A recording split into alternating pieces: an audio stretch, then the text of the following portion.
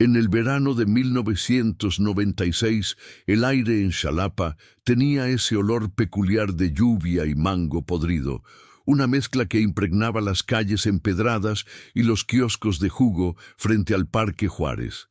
Era un tiempo de música pop en los radios portátiles, de álbumes fotográficos gruesos y cámaras con carrete de 24 poses. En una esquina del barrio antiguo, dos muchachas eran inseparables. Clara Rivas y Luana Ortega, ambas de 17 años, alumnas del colegio Ignacio Manuel Altamirano. Se conocieron en primero de secundaria y desde entonces eran inseparables. Inseparables de verdad, de esas amistades que la gente comentaba con ternura o con envidia. Sus familias vivían a solo 2 cuadras de distancia. Don Julio, el padre de Clara, tenía una pequeña carpintería que despedía aroma a barniz y cedro. Los Ortega, en cambio, poseían un taller de costura dirigido por la madre de Luana, doña Nelly, donde se confeccionaban uniformes escolares. Cada tarde, las niñas se encontraban bajo los árboles del Parque Hidalgo para compartir una Coca-Cola de vidrio y hablar de sus planes. Clara soñaba con estudiar periodismo. Luana, con ser fotógrafa y recorrer el país. Nadie sospechaba que esas conversaciones inocentes serían las últimas memorias que conservaría la ciudad de ellas. Antes de continuar con la historia, te invitamos a suscribirte al canal y contarnos en los comentarios desde qué ciudad o país estás viendo este video. Tu apoyo nos ayuda a seguir compartiendo más historias reales como esta. Los hechos comenzaron un viernes 19 de julio de 1996. A las 6:20 de la tarde, Clara salió de su casa diciendo que iría con Luana a dejar unas fotos a revelar al estudio de don Mariano, un fotógrafo que tenía su local en la calle Zaragoza. Le dijo a su madre que no tardaba, que después de eso pasarían por unas empanadas y regresarían. Pero nunca regresaron. A las 9 de la noche, cuando la señora Rivas notó que no llegaban y la lluvia empezaba a caer finita, decidió ir a casa de los Ortega. Doña Nelly le abrió con los ojos húmedos. Luana tampoco estaba. Llamaron al estudio fotográfico, pero don Mariano aseguró que las chicas nunca llegaron. Desde ese momento, la angustia tomó forma. La policía municipal inició la búsqueda de inmediato, al principio sin asumirlo como desaparición. Decían que era común que adolescentes se escaparan por un par de días, sobre todo en verano. Pero ambas madres insistieron. No, no son de esas niñas. Eran responsables, decían. Habían dejado sus mochilas y dinero en casa. No había razón para huir. Durante los primeros días, voluntarios y vecinos peinaron los alrededores. Los carteles con sus fotos aparecieron en poste tras poste, bajo la lluvia. En uno de ellos, alguien escribió con marcador rojo: «Se las llevó alguien que conocen». Las autoridades borraron esa línea con pintura blanca, pero el rumor empezó a circular.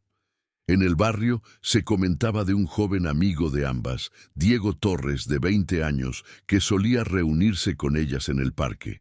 Era hijo de un profesor de la universidad y un muchacho tranquilo, de voz lenta y sonrisa enigmática. Según se murmuraba, Clara lo admiraba mucho y Luana lo encontraba interesante. Diego colaboraba en un grupo juvenil de fotografía, y algunas de las imágenes que Clara envió a un concurso estatal fueron tomadas con su cámara. Sin embargo, tras la desaparición, él también dejó de aparecer en el parque. Aseguró que había ido a Veracruz unos días, pero algunos vecinos juraban haberlo visto la misma noche, caminando solo por la calle Zaragoza, cerca del estudio fotográfico. El caso llegó a los periódicos locales en la segunda semana. 2 jóvenes desaparecidas tras salir a revelar fotos. Tituló El dictamen. Era una nota más, entre el caos político y los reportes de la época. Pero en Xalapa fue todo. La noticia ocupó los cafés, las sobremesas, las conversaciones de mercado. La foto de las dos muchachas, riendo abrazadas, con el cabello suelto y las mejillas brillando por el sol, se colgó en los tablones de anuncios de la universidad, en la terminal de autobuses, en las papelerías. Las madres se volvieron compañeras inseparables. Recorrieron hospitales, estaciones, pueblos vecinos. Hablaron con sacerdotes, con policías, con periodistas. Una noche incluso viajaron hasta Poza Rica, tras un aviso de alguien que decía haber visto a dos chicas parecidas pidiendo aventón. Falso. Otra pista apuntaba a una casa abandonada en Teocelo. Nada. Cada llamada era una herida y una esperanza. El primer año pasó con silencios cada vez más pesados. Don Julio dejó de abrir su carpintería durante semanas. Doña Nelly duerme con el radio encendido para no escuchar el vacío. Nadie se acostumbra, nadie se resigna. Pasaron los años 90, llegó el 2000 y el caso se volvió una de esas historias que se cuentan en voz baja, algo que ocurrió en aquellos tiempos. Pero todo cambió cuando, en 2007, durante una remodelación del viejo estudio de don Mariano, ya fallecido, uno de los albañiles encontró bajo el piso de madera una caja metálica con un candado oxidado. Dentro había un cuaderno forrado en papel craft, el diario de Luana Ortega. El hallazgo fue reportado a las autoridades y pronto el contenido se filtró a la prensa. Las primeras páginas eran entradas comunes, anécdotas escolares, descripciones de paseos, frustraciones adolescentes. Pero las últimas 4, escritas entre mayo y julio de 1996, revelaban algo inquietante. Hablaban de un amigo que se había vuelto posesivo, alguien que se enojaba cuando ellas salían con otros, que las fotografiaba sin consentimiento, que decía frases como «nadie las va a entender como yo». Luana no lo nombra, pero en una de las páginas menciona una cámara Canon analógica con una mariposa dibujada en la correa, idéntica a la que los vecinos recordaban haber visto colgando del cuello de Diego Torres. Ese detalle cambió todo. La policía reabrió el caso, ahora como posible homicidio o secuestro. Buscaron a Diego, quien vivía en Puebla desde años atrás. Lo citaron a declarar, y aunque accedió voluntariamente, su actitud levantó sospechas. Se mostró calmado, excesivamente cooperativo, repitiendo frases memorizadas. Negó toda relación cercana. Dijo que solo compartían el grupo fotográfico y hablaban de películas, pero una carta anónima llegó a la comandancia. Aseguraba haberlo visto discutir con Clara la tarde del 19 de julio frente al portal del parque. A partir de ahí, las familias vivieron de nuevo el torbellino mediático. Algunos reporteros acamparon frente a sus casas. Programas de radio de la región retomaron el caso. El subprocurador anunció que revisarían archivos que nunca fueron digitalizados. Se encontraron fotografías antiguas, 3 rollos, sin revelar en una caja con nombre de Diego. Cuando se procesaron, mostraron retratos de paisajes, algunas calles, y en el último, una imagen difusa de Clara y Luana, tomadas del brazo, sonriendo hacia la cámara. Detrás, una sombra masculina apenas perceptible en el reflejo del vidrio del escaparate frente a ellas. Los padres declararon que no reconocían el lugar exacto. Algunos investigadores decían que podría ser un local demolido años después. Otros pensaban que la escena fue capturada minutos antes de su desaparición. Pero sin cuerpos, sin nuevas pistas, el caso quedaba suspendido en la misma niebla que cubre las montañas de Veracruz al amanecer. En 2011, 16 años después de que las chicas desaparecieran, una periodista de La Jornada Veracruz, llamada Teresa Rangel, decidió investigar los archivos completos por su cuenta. Revisó expedientes empolvados, entrevistó a ex agentes, reconstruyó rutas y testimonios olvidados. Descubrió que había una hoja faltante en el diario, Una nota arrancada con cuidado, cuyo fragmento de borde coincidía con otra página encontrada aparte, doblada dentro de un sobre anónimo, entregado tiempo después a la madre de Clara. Solo decía: no debimos confiar en él. Esa frase se convirtió en el centro del documental que Teresa produciría años después, titulado Las últimas fotos de 1996. Al publicarse, reavivó la memoria colectiva y generó un torrente de mensajes, hipótesis y supuestas confesiones. Un anciano vecino, Alfredo Luna, contó que una noche vio un auto rojo estacionado frente al estudio con las luces apagadas y una figura moviéndose adentro. Dijo no haberlo reportado por miedo, porque en aquellos años nadie quería meterse en problemas. El documental también mencionaba que el padre de Diego, el profesor universitario, había sido interrogado por supuestas irregularidades en un laboratorio de fotografía de la facultad, pero el caso fue cerrado sin consecuencias. Lo único que Teresa logró obtener con certeza fue un patrón de coincidencias. Todo giraba alrededor del círculo fotográfico, ese grupo juvenil que más que un pasatiempo, parecía haber sido un punto de encuentro con dinámicas desconocidas para las familias. Cuando Teresa intentó entrevistar a Diego nuevamente, él ya había desaparecido también. Su apartamento en Puebla fue encontrado vacío, con la renta pagada hasta 6 meses adelante. En el interior solamente quedaba una caja sellada con negativos, sin revelar, y una libreta similar a la hallada en el suelo del estudio. Era como si los fantasmas del pasado se negaran a aclararse, como si todo girara en torno a imágenes, recuerdos capturados a segundos de desaparecer. Durante las semanas siguientes a que se descubriera la desaparición de Diego, la historia volvió a ocupar titulares en los periódicos de Veracruz, Puebla y Ciudad de México. Parecía una reencarnación del mismo misterio. Quien había sido señalado por el diario de una de las muchachas, ahora también se había desvanecido sin dejar rastro. Las autoridades federales intervinieron por primera vez, aunque en realidad lo hicieron más por la presión mediática que por convicción. Los padres de Clara y Luana, ya mayores y cansados, apenas podían soportar el nuevo asedio de cámaras, preguntas y miradas indiscretas. Sin embargo, había algo diferente esta vez. Doña Nelly decía que sentía un movimiento, como si la verdad se acercara.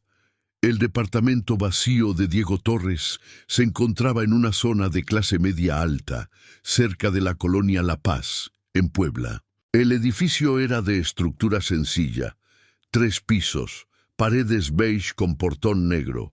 El casero, un señor viudo, dijo que Diego llevaba 3 años viviendo allí, que pagaba puntual, nunca recibía visitas y hablaba poco. Recordaba un olor fuerte a químicos cada vez que Diego revelaba sus fotografías en la cocina, porque había acomodado improvisadamente un cuarto oscuro.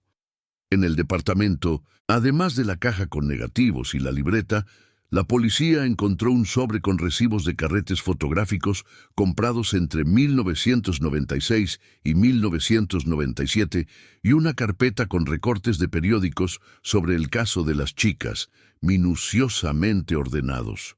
La libreta, la segunda pieza clave tras el diario de Luana, contenía descripciones técnicas de fotografía, notas de composición, tablas de exposición, pero también en las últimas páginas, frases cortas, escritas con letra temblorosa.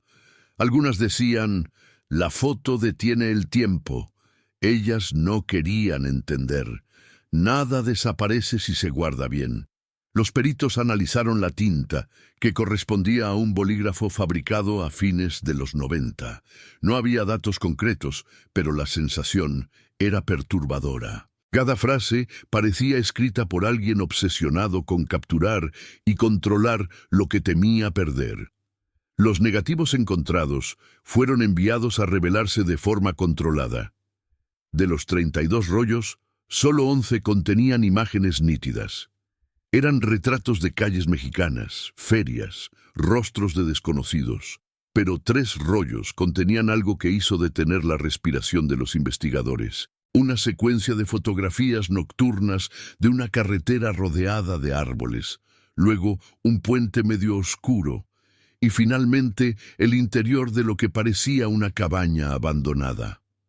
En una de las tomas más borrosas se intuía una silueta femenina de pie, mirando hacia una ventana. No era posible identificar el rostro, pero los expertos en criminalística concluyeron que la prenda que llevaba coincidía con la blusa floreada que Clara usaba en la foto oficial del reporte de desaparición.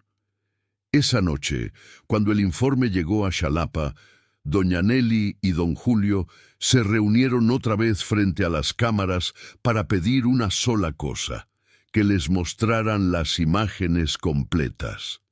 «Queremos ver si son nuestras hijas o no», dijo ella temblando. «Ya sobrevivimos 14 años sin saber. Podemos sobrevivir a la verdad». La fiscalía accedió con acompañamiento psicológico. Al mirar las imágenes, ninguno pudo decir con certeza que fueran ellas, aunque algo en la manera de inclinar el rostro, en la curva del cabello, les hizo pensar que sí. La cabaña tampoco fue reconocida. Entonces se ordenó un operativo de búsqueda en distintas localidades de Veracruz, desde Coatepec hasta Naolinco, zonas rurales con caminos similares a los de las fotos. La periodista Teresa Rangel volvió a entrar en escena. Viajó a Puebla y cruzó con viejos miembros del grupo fotográfico juvenil al que habían asistido Clara, Luana y Diego. Muchos ya eran adultos con familias. Algunos trabajaban en medios o en escuelas. Uno de ellos, Sergio Beltrán, reveló que durante el otoño del 95 habían realizado una excursión a una propiedad que pertenecía a un tío de Diego, en una zona boscosa cerca de Xico. Se trataba de una casa de campo antigua, usada por la familia para fotografías y reuniones. Dijo que a esa excursión fueron solo 5 personas, entre ellas Clara y Luana. Según su testimonio, tras esa visita algo cambió entre ellos. Las chicas empezaron a evitar al grupo y en particular a Diego. Cuando Teresa le mostró la copia ampliada de la foto de la cabaña, Sergio bajó la mirada. «Es la misma casa», dijo. «No tengo duda». Esa información fue suficiente para el nuevo operativo. En febrero de 2012, un equipo de elementos de búsqueda, acompañados de peritos en terreno y antropólogos forenses, subió al rancho abandonado. La propiedad había estado sin uso desde 1998 y apenas se mantenía de pie. Encontraron maderas podridas, paredes grafiteadas y objetos antiguos. Una silla rota, un espejo sin marco, un marco de fotografía oxidado. A media tarde, mientras removían escombros del sótano, uno de los peritos halló un botón metálico, corroído pero con un grabado que coincidía con uno de los uniformes del colegio Altamirano. Cerca de allí, una cadenita con iniciales LO. El hallazgo fue discreto, sin anuncios inmediatos. Las muestras se enviaron al laboratorio estatal en Jalacingo. 4 meses después, la prueba de ADN confirmó lo inevitable. La cadena pertenecía a Luana Ortega. Ningún otro resto humano fue encontrado, pero esa coincidencia bastó para establecer que al menos había estado en ese lugar. El fiscal reabrió formalmente el caso como feminicidio con desaparición concurrente y ordenó una nueva orden de captura contra Diego Torres. El impacto mediático fue devastador. Programas de televisión nacional retomaron el caso bajo titulares sensacionalistas. Sin embargo, para los padres, lejos de alivio, aquello significaba volver a revivir cada detalle. Doña Nelly apenas comía.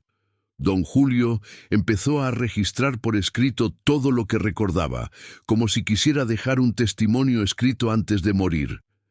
En uno de esos cuadernos describió un recuerdo que no había contado antes.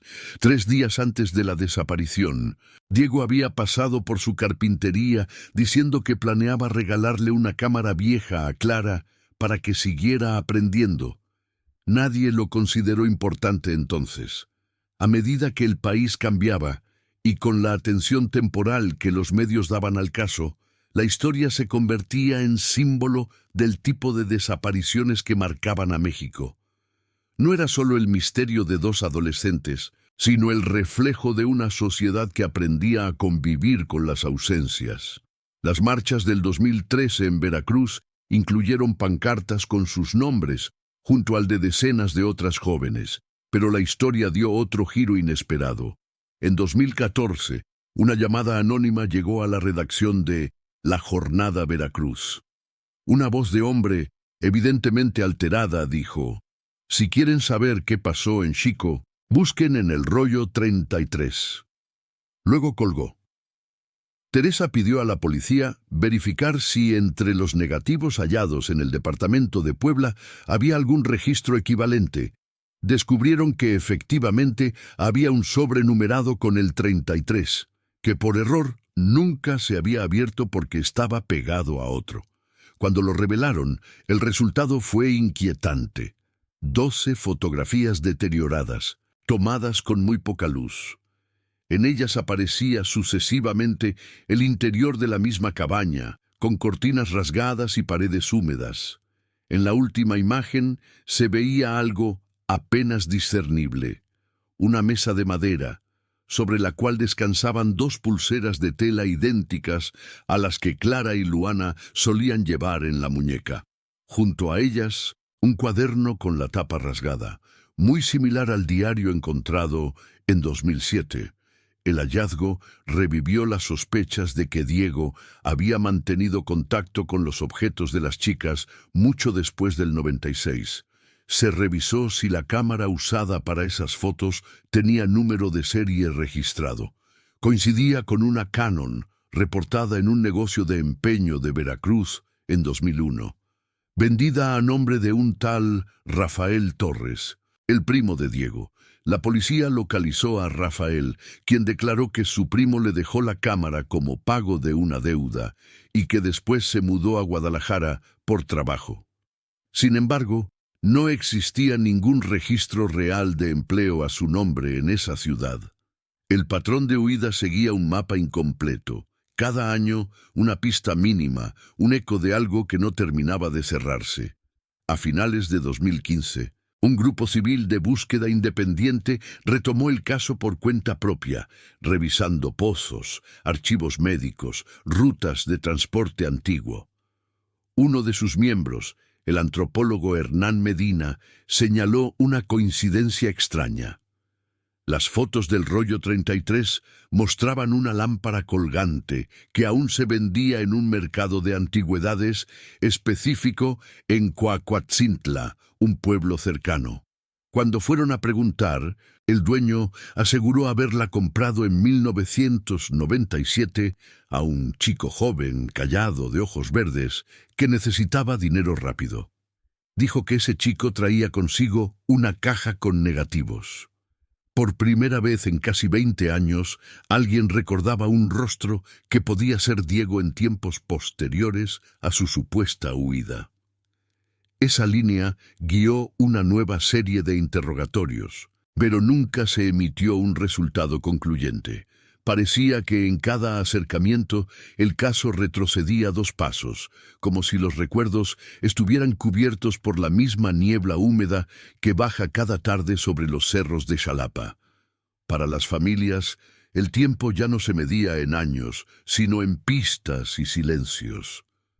Las madres aprendieron a comunicarse sin palabras, a esperar llamadas que nunca llegaban. El viaje de dolor se transformó en supervivencia pura.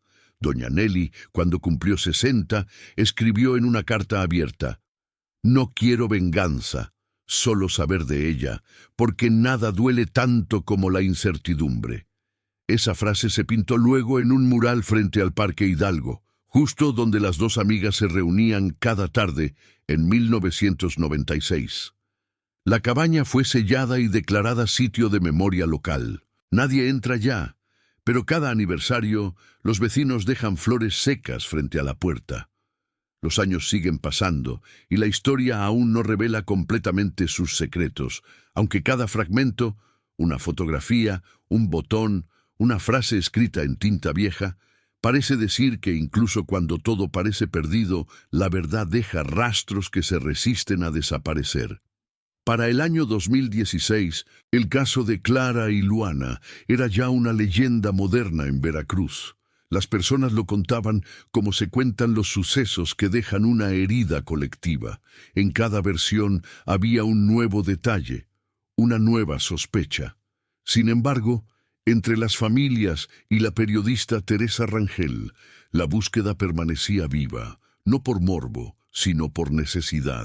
Nadie podía seguir adelante sin entender qué había pasado realmente la tarde del 19 de julio de 1996. Teresa, tras años de investigación independiente, logró convencer a un pequeño canal local de financiar un nuevo documental con un enfoque distinto. No sería sobre el misterio de la desaparición, sino sobre los efectos que deja la ausencia en los que se quedan. A ese proyecto lo llamó Silencios en Negativo. Durante los primeros meses de trabajo, entrevistó a familiares, exalumnos del Colegio Altamirano y viejos miembros del grupo fotográfico.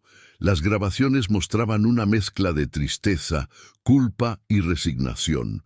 Muchos afirmaban que era mejor no remover el pasado, pero Teresa no podía detenerse. Había algo en el caso que aún no cuadraba. Piezas dispersas que parecían encajar y deshacerse al mismo tiempo. Un día recibió una llamada de Sergio Beltrán, el mismo que había identificado la cabaña en las fotos. Dijo que necesitaba mostrarle algo, pero le pidió discreción absoluta. Se reunieron en un café sobre la avenida Murillo Vidal, en Xalapa. Allí, Sergio sacó de su mochila un sobre sellado con cinta amarilla. Dentro había 3 cartas fechadas entre 1998 y 1999, escritas por Diego Torres y dirigidas a él, aunque nunca enviadas. Sergio las había encontrado entre sus cosas años después, cuando su madre vació el cuarto antiguo de su casa. Las cartas hablaban con tono confuso, entre reflexión y delirio. En una decía: «A veces siento que ellas siguen aquí, como si una parte de mí se hubiera quedado con ellas en la imagen que jamás revelé». En otra, más oscura, se leía: «No hay manera de explicar lo que pasó en la casa. Todo se fue de las manos. Yo solo quería detener el momento». Aquella frase fue clave para Teresa. Detener el momento. Era una descripción precisa de la obsesión que había notado en Diego. Confundir la fotografía con la posesión. Reducir a las personas a imágenes que podía controlar. Entendió entonces que el caso no era únicamente un crimen, sino el símbolo de algo más profundo, la incapacidad humana de aceptar la pérdida. Decidió incluir las cartas en su documental, pero antes se las mostró a las 2 familias. Doña Nelly leyó en silencio, sin soltar una lágrima. Don Julio apretó las manos sobre la mesa. «No sé si esto me consuela o me destruye», dijo. «Si realmente fue él, entonces todo este tiempo hemos estado buscando a alguien que murió en esa fotografía». Fue la primera vez que pronunciaba algo así, con resignación. Pero para Teresa, aquello significaba que aún faltaba una última pieza. Cada palabra de Diego apuntaba a una imagen no revelada, algo que él se había llevado consigo. Durante meses intentó rastrear si en las tiendas de fotografía de Puebla o Veracruz había registros de carretes sin reclamar de esa época.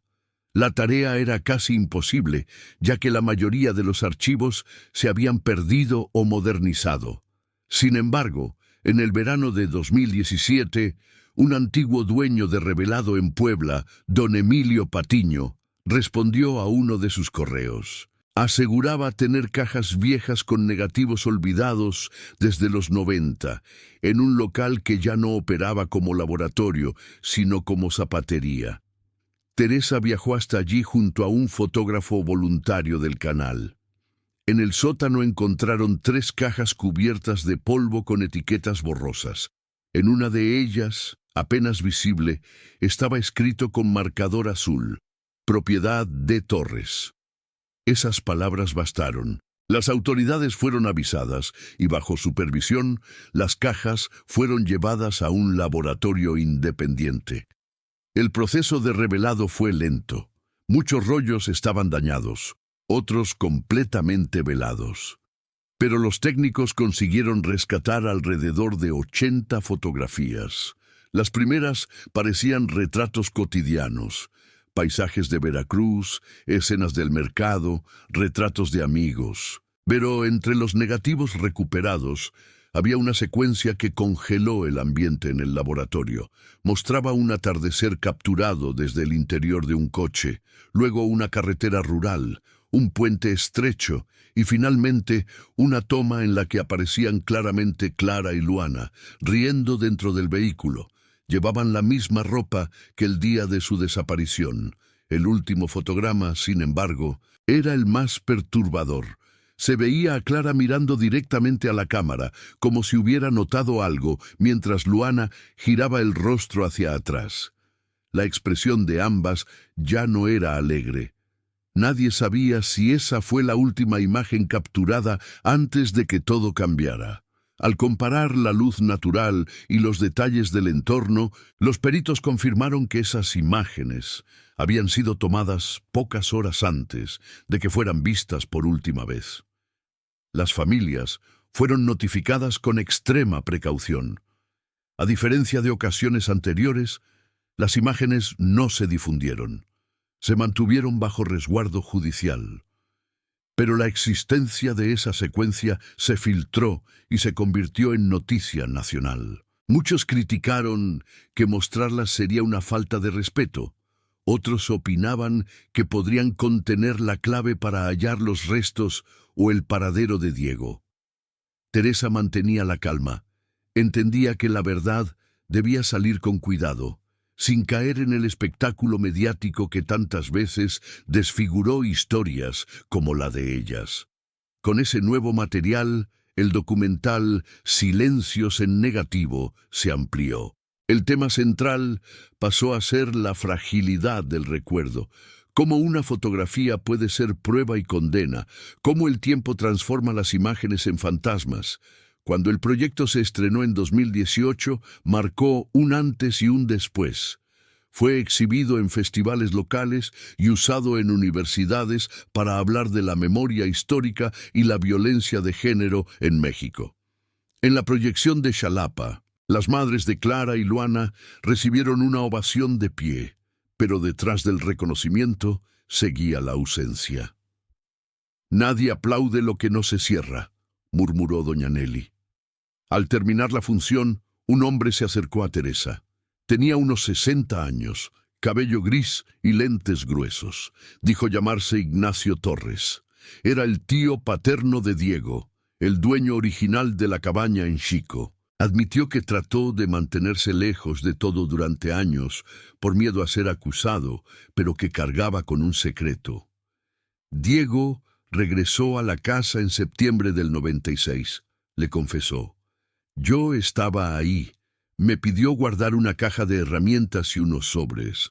Dijo que eran cosas para su trabajo. Me pareció normal, pero a los pocos días me mudé y nunca regresé». Cuando Teresa le pidió detalles, Ignacio accedió a llevarla al sitio. 3 días después acudieron juntos. La cabaña, ya identificada desde años antes, seguía bajo vigilancia, pero se autorizó nueva inspección con la fiscalía presente. En una esquina del desván, debajo de las tablas del piso, encontraron un compartimento oculto. Dentro había una caja de metal oxidada con iniciales grabadas a mano: D.T. En su interior, varias hojas con apuntes de revelado, una cámara vieja medio rota y una fotografía enmarcada. La imagen mostraba el borde del río de Xico, con un árbol seco en primer plano y dos figuras indistinguibles detrás. Era borrosa, pero se podía distinguir la misma blusa floreada. El hallazgo volvió a generar teorías. ¿Era una confesión, un intento de esconder pruebas, o simplemente otra pieza inconclusa del rompecabezas? Los peritos dedujeron que la cámara había sido utilizada después de julio del 96, pero no más allá de noviembre. La última fecha escrita en los apuntes era 2 de noviembre. Nadie supo si era casualidad o un mensaje. Teresa publicó un artículo titulado El negativo que nunca se reveló. En él escribió: «Las desapariciones son heridas que el tiempo no cura. No solo desaparecieron Clara y Luana, desapareció también la calma de sus padres, la fe de una comunidad, la confianza de un país. Lo único que permanece es la fotografía, frágil, incompleta, pero más duradera que la memoria». Su texto fue leído ampliamente y llegó hasta medios nacionales. Gracias a esa atención, la Fiscalía de Veracruz decidió financiar una unidad especial para revisar casos de desaparición de mujeres ocurridos entre 1995 y 2000. El expediente de Clara y Luana se convirtió en archivo de referencia. A través del cruce de datos, se descubrió que al menos 4 jóvenes habían desaparecido en circunstancias parecidas entre Xalapa y Coatepec. Pero ninguno de esos casos había sido vinculado hasta entonces. El descubrimiento amplió las dimensiones del caso, pero también multiplicó el dolor. Doña Nelly se aferró a la fe. Empezó a organizar misas en memoria no solo de su hija, sino de todas las desaparecidas de esos años. Don Julio ayudó a crear una pequeña fundación que daba apoyo logístico a familias buscadoras. La tragedia personal se transformó lentamente en un acto colectivo de resistencia. A finales de 2019, cuando se cumplieron 23 años desde aquel julio, en la plaza principal de Xalapa, se inauguró una exposición con las fotografías rescatadas del archivo, las que no mostraban rostros, solo paisajes y sombras. En el centro, una sola imagen: el árbol seco junto al río. A su lado, una placa decía: «Por ellas y por todos los que aún no han vuelto». Esa noche, Teresa caminó sola hasta el Parque Hidalgo. Se sentó en la banca donde alguna vez, según las madres, Clara y Luana se reunían a hablar de sus sueños. El viento traía olor a madera mojada y mango maduro, igual que aquella tarde de 1996. Observó las luces de la ciudad y pensó que quizá la verdad absoluta no existe, que algunas historias se completan apenas en el deseo de conocerlas. Miró hacia el kiosco vacío y en ese silencio tan mexicano, donde la tristeza se mezcla con la esperanza, comprendió que, aunque los cuerpos no aparezcan, la memoria sí puede seguir apareciendo una y otra vez en las vidas de quienes se niegan a olvidar.